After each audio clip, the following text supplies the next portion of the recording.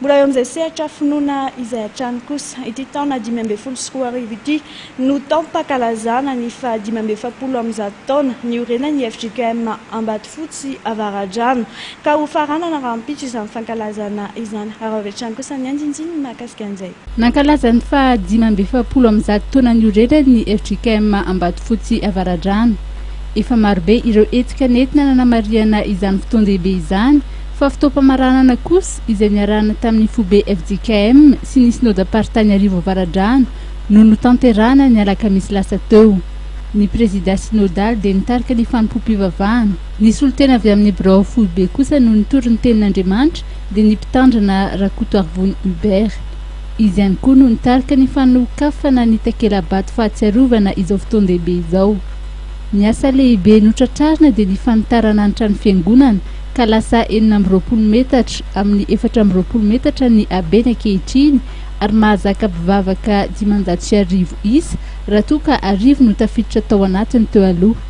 12 volana no nanaovana ny asa ary mitetina 520 tapitrisa ny tedi-bidiny izay ary tena eripon'ny kristianina madidy io. Ny fankalazana fa 2024 taona ny fiangonana dia nanompanana ny mpisangambaton'ny fa 2024 taona dia ny fanitarana ny trano fiangonana sy ny fanavaozana ny trano fiangonana izany izay niarahana tamin'ny foibe FJKM sy ny synodam-paritany Arivo Avaradrano dia izy tompo no ametrahana ny amin'izay fitohizany asan'ny fiangonana manontolo ihany koa fa mahafanamarena fotsiny ngamba ny toka-piam-pamaranana ny mbola mitohy ny fiarahana amin'ny fiangonana amin'ny alahady izay rahan'ny fiangonana amin'ny faly dia mbola iantsona ny zanaky ny fiangonana sy ny fiangonana manontolo izany manomboka ny sevora fanokam-pivavahana samy mitondra vary atoandro fanoloka ny fampizarana ho amin'ny tena mitafiavanana. Nisy ny fanamariana manokana tamin'ny alalan'ny mofomamy nofaranana tamin'ny fiaraha-misakafo ho an'ny rehetra ny fotoana.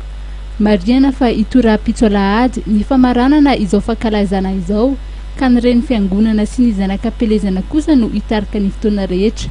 Ny teny faneva dia ny hoe ho amin'ny tsaratsara kokoa hatrany ho volona. Dia izany koa tokola sy togovavy no entiko manakatona tanteraka ny fampalalam-baovao amin'izao alina izao. Mankasitraka anao na araka an'izany hatramin'ny farany manome fotoana anao amin'ny herinandro indray ny tenanay ao anatin'ny fampalalam-baovao.